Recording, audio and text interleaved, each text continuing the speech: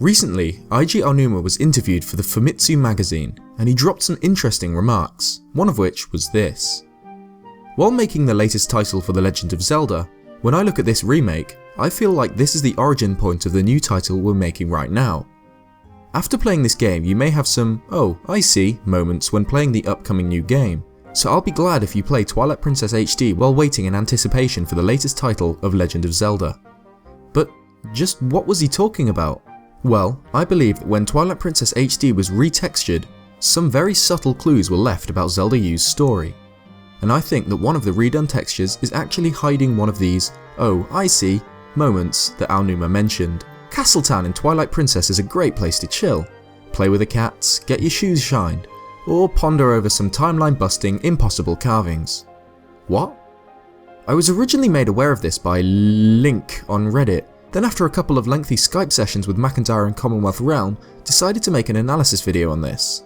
So, in true Zelda-focused style, I spent some time getting the best angles I could of this carving, and then proceeded to spice it up a bit in Photoshop to get the best image I could out of it, and I came up with this.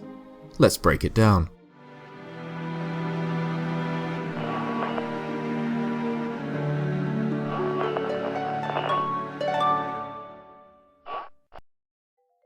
In the first panel, we have a Goron, the Triforce, and 3 people.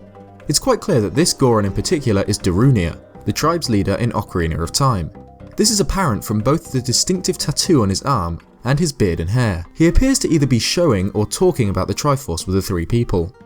And one of these people obviously stands out immediately. It's Link, albeit a very little Link, similar to Child Link from Ocarina of Time. However, his shield is different, similar to the one present in A Link to the Past or The Wind Waker.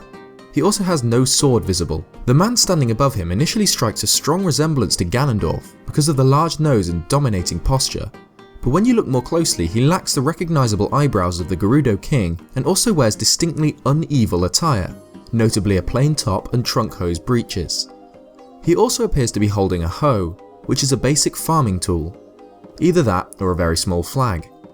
The lady here is unidentifiable, except for the fact that she's an adult, so it wouldn't be Child Zelda. Now for the second panel. Here's where things get weird. In the words of Will, "What is happening in here?" So we have a lady again, though this time she's holding what looks like a funeral urn. Link is again present by her legs, though this time he's right-handed instead of left. It's because the same image of Link is used, so it's hard to tell whether this depiction of him is supposed to be left or right-handed canonically. They're surrounded by 2 bird men, who remind me strongly of the Rito from Wind Waker. The head shape, pointy ears, large beaks, clothing, wings and bird-like legs are all very similar to the same features on members of the Rito tribe. Only problem is, this is an entirely different timeline to the one in which the Rito evolved from the Zora. Weird. And in case it wasn't confusing enough, we have a Zora present in the next panel. He's holding a spear with a fish impaled on it. There's also an Oca and her child, as well as the tall man and Link. What does this mean? To me, this is the most confusing panel. Judging by the way they're facing, it would seem that Link, the man and Oca are together, either opposing or talking to the Zora. I'd try and talk more about it, but your guess is as good as mine as to what's going on here. Now, this series of carvings may seem like it's unimportant, or I'm looking too far into things. It's probably true. But the fact that in the original release of Twilight Princess this wasn't present, paired with Aonuma's comments about Zelda U explaining things found in TPHD, and you get a strong case for the possibility that this carving points at events that Zelda U will make clear. Basically, what we're looking at here is something that very clearly doesn't fit with what we currently know of the lore preceding Twilight Princess. Therefore, I think it's a fair assumption to say that this is one of the, oh, I see, moments that Aonuma discussed in his interview. It's showcasing events that as of yet we know nothing about, events that are left for Zelda U to explain. A theory that I had on the events detailed here is that it describes events leading up to Zelda Wii U. These 3 individuals on the right seem to me to be a family, due to the way they're grouped together, and the possibility that the man and woman seem to be holding hands. Child Link is also never seen not standing beside either the man or the woman, which makes me think that they could be his parents. It's possible that the Link here grows up to be the Link we see in Zelda Wii U.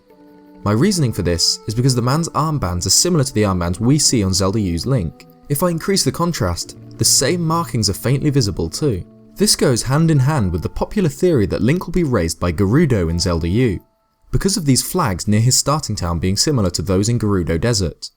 This man here also looks rather like Ganondorf, a Gerudo male.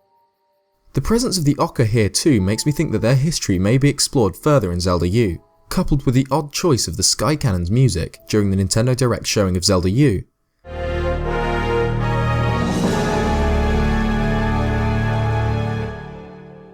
And the brand new Zelda game headed to Wii U.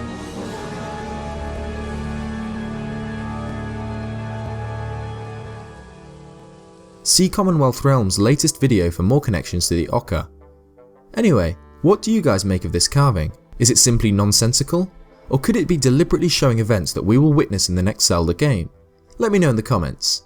Cheers guys, and I'll see you next time.